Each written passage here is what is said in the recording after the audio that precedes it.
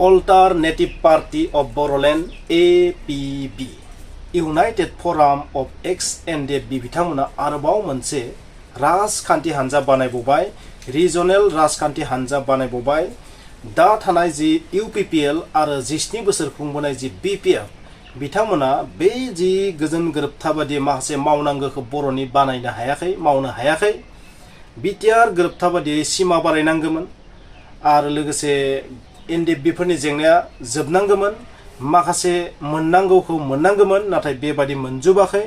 स' बै मोननै पार्टियाबो बर'नि गांनाय उखैनायखौ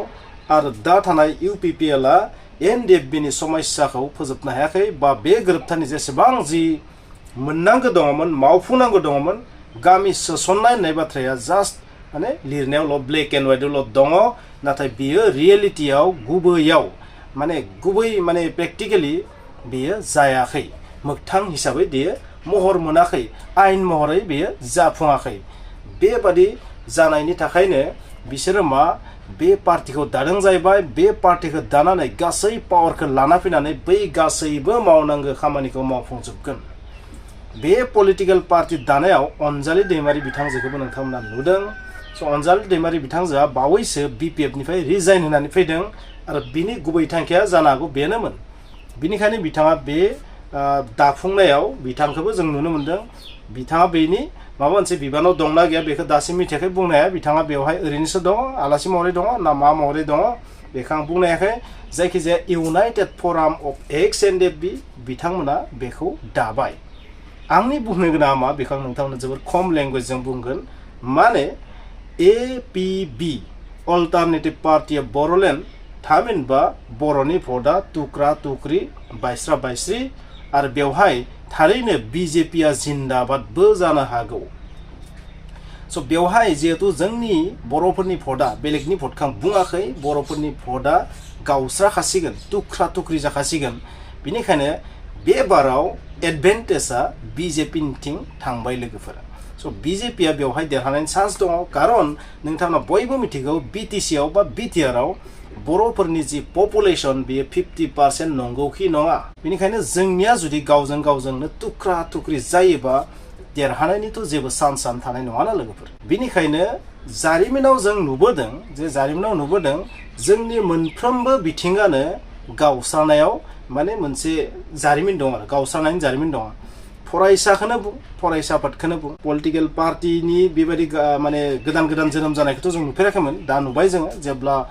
माने BTC जारो बै समनिफ्राय नुबाय आरो माने सोलायलांगासिनो थादों माने एगेन्स्ट आरो अथ'स' गासैनिबो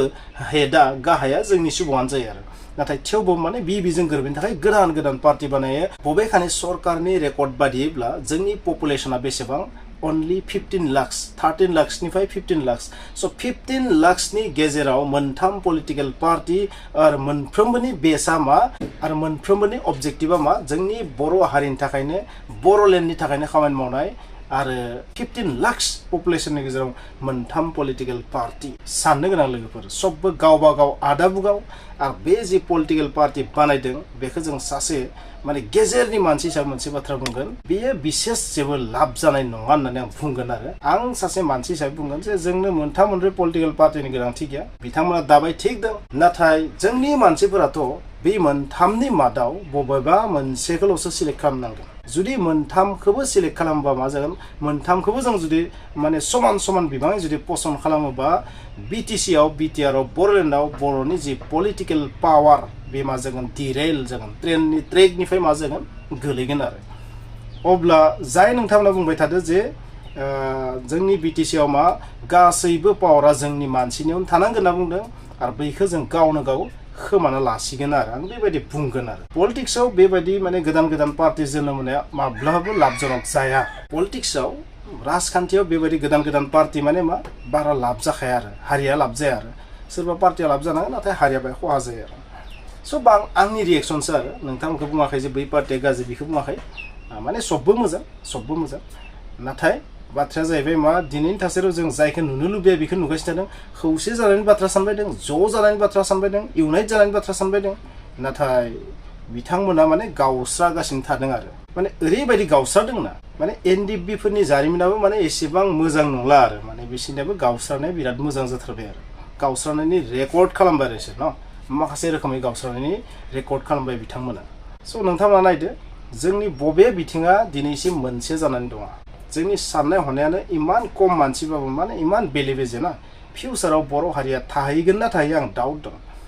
जियानो जाया मानो आं गोबां बुंनांगौ बुंबाय आंनि रिएक्सनमोन बे आंनि रिएक्सनाव कारेक्ट इनकारेक्ट बेखौ नोंथांमोना बिजिरदो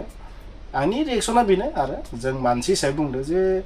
जियानो जा मोजाङानो जा गाज्रियानो जा मोननै दंमोन थिगानो दंमोन आरो मोनथाम फैबाय मोनथामनियाव सोरबा सानगोन मोनसे जाबाय आरो मोनसे बानायबावनो हागोन ना जोंबो सोरबा सानगोन जोंबो मोनसे पलिटिकेल पार्टी बानायगोन सोरबा सानगोन जोंबो बानायगोन बिदिनो बहुतटा बानायना हो अब्लानिया बरिया जागोन मा लाब जागोन जोंहा दाउदै गला मोनगोन जों अब्ला बिदिब्ला नोंथांमोना बुजिबाय खोनासंनानै ला बिथांमोना मा फोसावदों दिनै दाफुंनायाव बिथांमोना मा फोसावदों APB Alternative Party of Boroland APB that means बर'नि भटआ टुक्रा टुक्रि नोंथांमोना कमेन्टसआव होबानो जाबाय खोनासंनानै लाग्रो जे जों बे ओनसोलाव अलरेडि मोननै राजखान्थि हान्जा दंखायो मोनसे खुंथाय गोहोआव थानाय UPPL दङ बेनिफ्राय सिगाङाव 17 बोसोर खुंथाय गोहोआव थानाय BPF हान्जा दंखायो थेवबो जों मोनसे alternative सिन्ता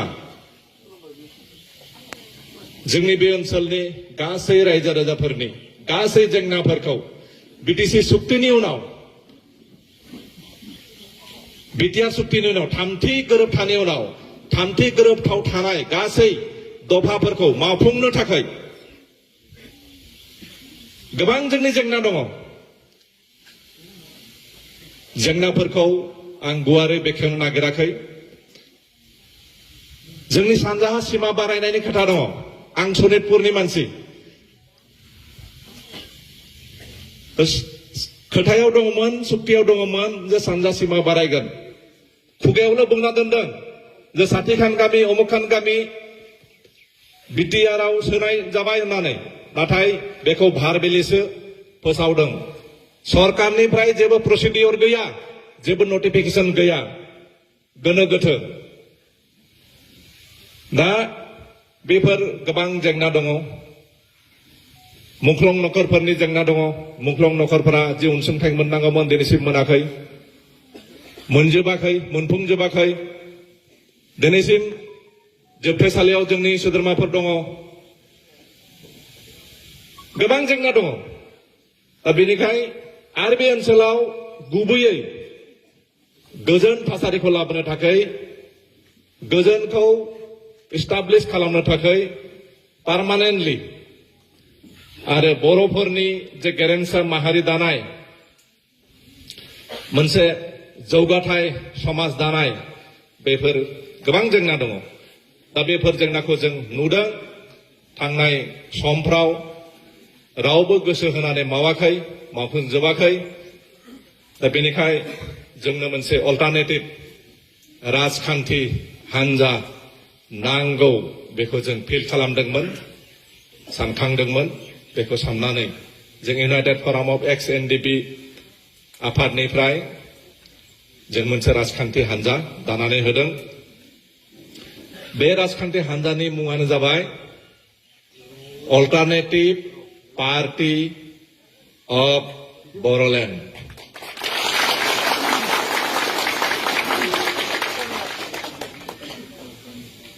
alternative party of Boroland एब्रिभिएशनाव APB APB long live APB long live আৰু আমি যেটো অকমান